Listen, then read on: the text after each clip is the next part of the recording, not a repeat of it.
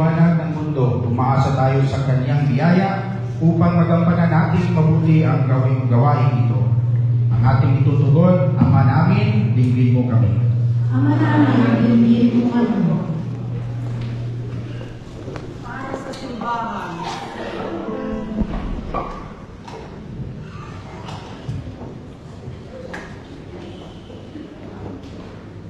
Para sa simbahan, maging liwanag nawa si Papa Leon, mga obispo, mga pari, mga diakno at mga laiko sa gitna ng kadiliman ng karahasan. Kasakiman at iba pang mga kasamahan sa mundo, manalangin tayo. Ama namin, dinggin mo kami. Para sa lahat ng lingkod bayan, magsilbi nawa, magsilbing liwanag nawa ang kanilang tapat at matuwid na paglilingkod para sa kapakanan ng mga mamamayan. Manalangin tayo. Ama namin, dinggin mo kami.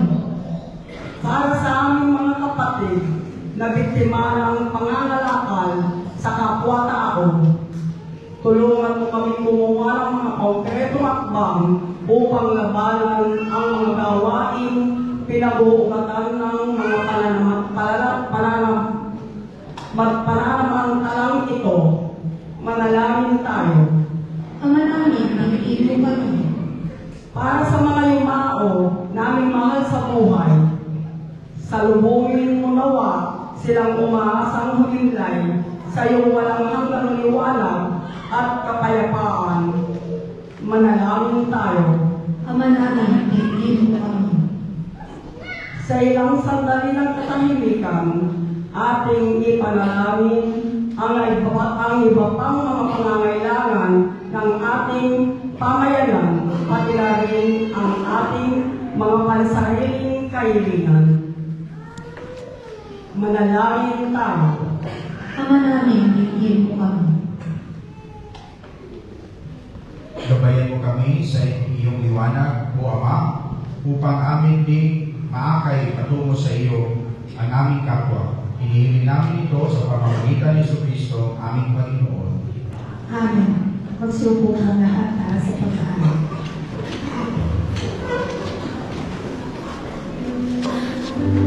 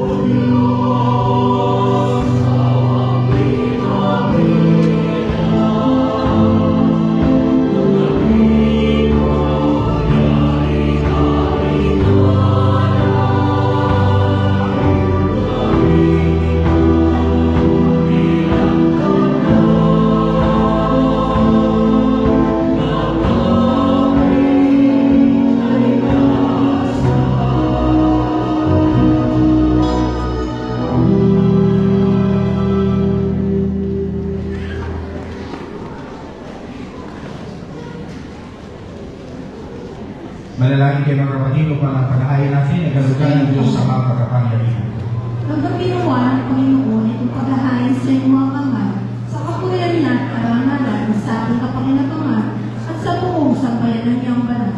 Ama naming lumikha, ang pagkain inuming na rito ay iyong ginawa upang palakas kaming mga mahihina. Ipadaloob mong ito ay aming mapagsaluhan bilang pakikinabang sa buhay mo pang magpakailanman. Sa pamamagitan ni Yesu Cristo kasama ng Espiritu Santo magpasawalang hanggan.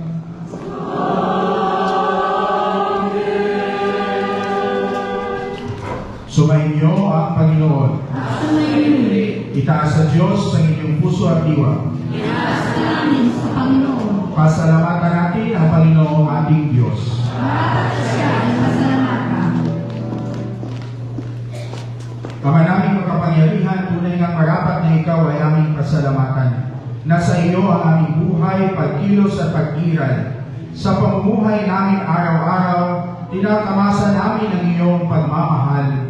Sa pag-ibig mong ipinunla sa santing katauhan, ang Espiritu Santo ay unang aming bigay ng anak mong naglagak sa amin ng katiyakang nakalaang mabuhay kami sa piling mo kailanman.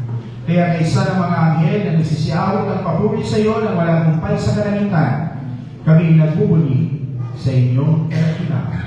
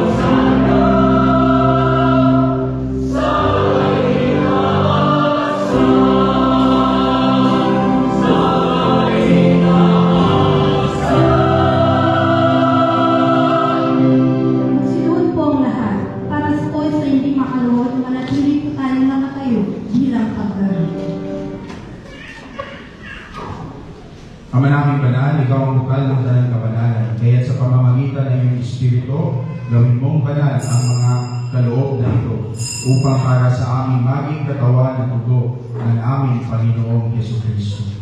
Bago niya pinatiis ang pusang loob na maging handog, hinawakan niya ang tinapay, pinasalamatan kanya, pinaghati-hati niya iyon, inabot sa kanyang mga alagad at sinabi, "Tanggapin ninyong lahat ito at kanin.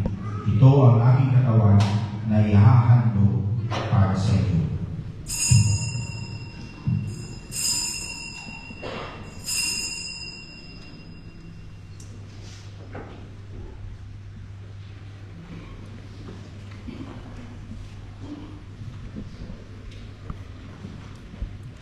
Gayon din naman nung matapos ang hapunan, hinawakan niya ang kalis, muli kanyang pinasalamatan.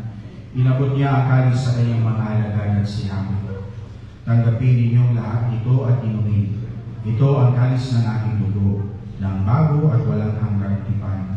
Ang aking dugo ay ibubuhos para sa inyo at para sa lahat, sa ikapagpapatawad ng mga kasalanan. Gawin